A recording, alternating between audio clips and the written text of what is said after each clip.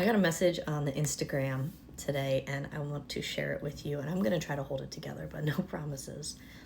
Dr. Peach Jam, your video on headache red flags saved my daughter's life. She turned 5 and her preschool teacher had mentioned that she seemed off this year compared to last year.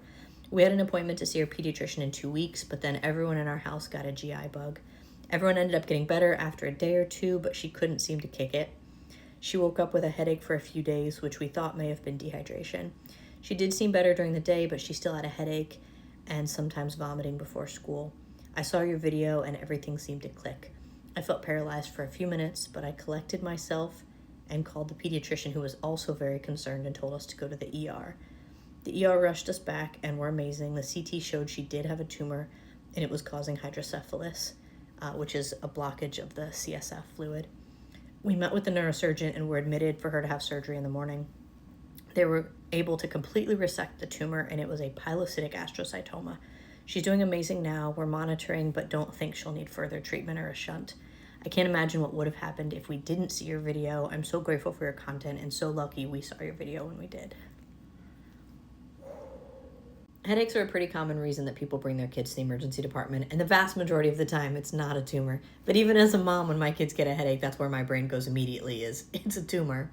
Headache red flags include sudden onset of a really severe headache, especially if it continues to get worse, headache with visual changes, headache with seizures or altered mental status, headache associated with stiff neck, rash, fever, headache with balance problems, and then morning headaches, especially associated with vomiting, can indicate increased intracranial pressure, which is what this kiddo had.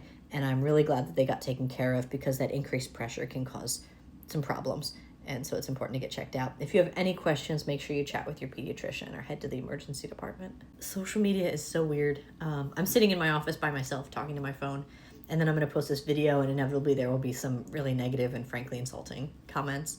So it's easy to lose sight of the positive impact that can come of it. It's very humbling to hear stories like this.